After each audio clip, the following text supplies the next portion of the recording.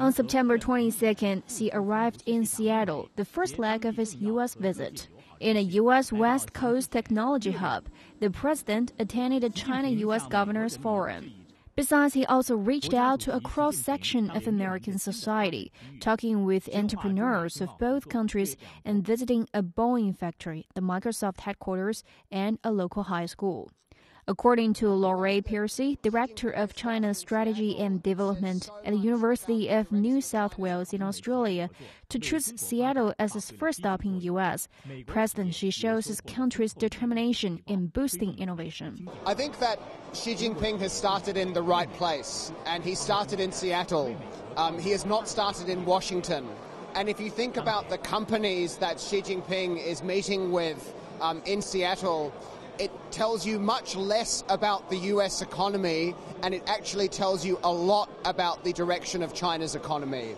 It tells you that China is focused on innovation, China is focused on high technology, China is focused on transforming its entire growth model.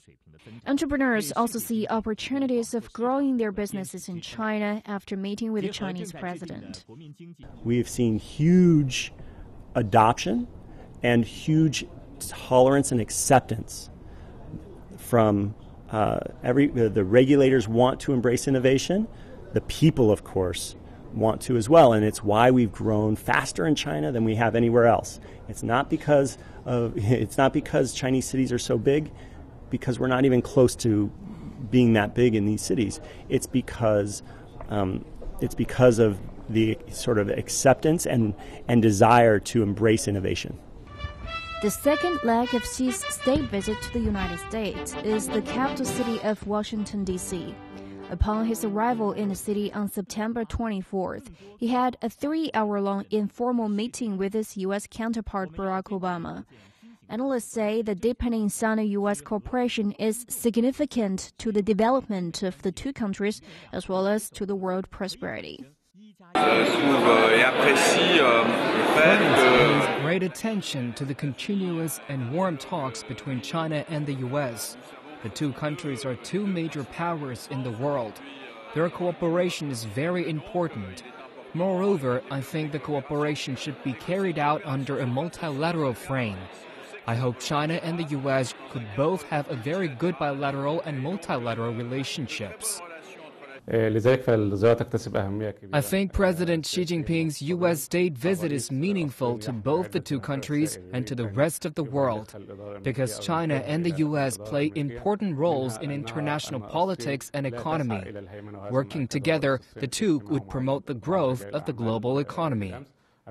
Concluding his state visit to the United States, Xi arrived in New York on September 26th for a series of UN summits and conferences upon the 70th anniversary of the establishment of the World Body.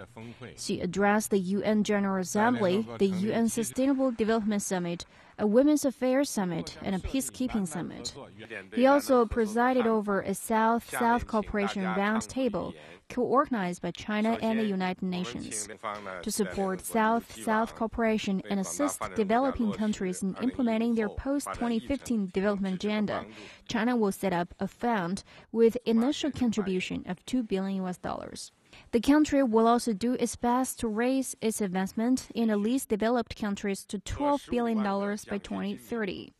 The moves are all welcomed by the UN. And the President of China is taking the lead role. We are very appreciative of that, and I'm sure that this will create a momentum for further acceleration of South-South cooperation in order to really promote a sustainable development agenda. World Bank also applauds China's role in alleviating poverty. We're adopting the Sustainable Development Goals, and the number one Sustainable Development Goal is to end extreme poverty. And President Xi is representing a country that has lifted more people out of extreme poverty than any country in the history of the world. President Xi, as the leader of this new China that not only is focusing on its own growth, but is focusing on helping other countries grow, this is an image that I think many people in the world need to see.